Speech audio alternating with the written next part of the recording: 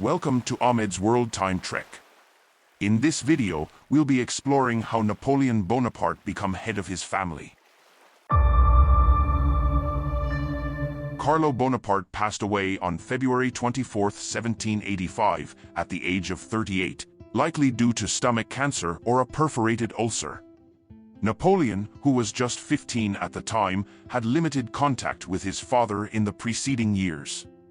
Carlo's prolonged and painful death had a significant impact on Napoleon, instilling in him a lifelong distrust of doctors.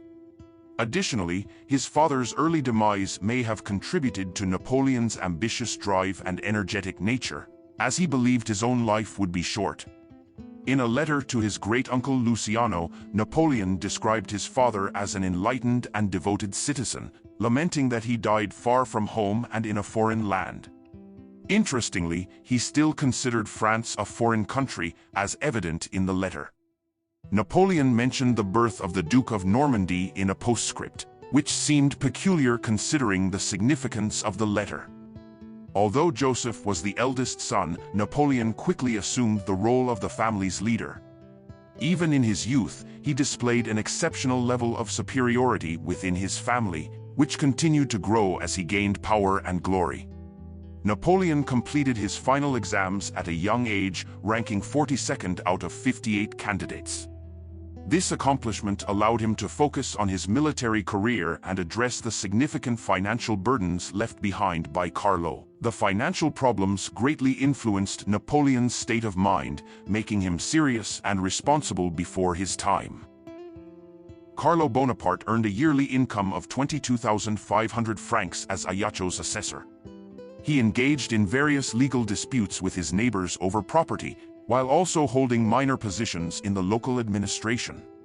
Carlo's ambitious plan to make a fortune involved establishing a nursery of mulberry trees, pépinière, which caused considerable anxiety for his second son, Napoleon. The mulberry trees thrived in Corsica, and Carlo obtained a concession for the nursery with a grant of 137,500 francs. Despite his significant investment, the Corsican parliament revoked Carlo's contract 3 years later, alleging that he had failed to fulfill maintenance obligations, which Carlo vehemently denied. The termination of the contract, occurring 15 months after Carlo's death, left the Bonaparte family burdened with repaying the grant and managing the orchard. Napoleon took an extended leave from the regiment he was about to join to resolve the pépinière affair, which posed a threat of bankruptcy for his mother. The bureaucratic complications persisted for several years, and the family interpreted the early rumblings of the French Revolution based on whether they would alleviate their debts or potentially provide further agricultural subsidies. Napoleon's provincial side emerged prominently during the pépinière affair, as he fought vigorously to protect his family from financial ruin. He sent numerous letters in his mother's name, lobbying officials in Corsica and Paris for a resolution. He also diligently sent home as much of his 1,100 francs annual income as possible. The Bonaparte family faced chronic financial difficulties until 1791, when they inherited the estate of Archdeacon Luciano, who had saved them from the bailiffs on one occasion. Thank you for joining us on this journey. We hope you've gained a better understanding of the experiences and influences that molded this legendary figure. Be sure to subscribe to Ahmed's World Time Trek for more exciting adventures through time and history.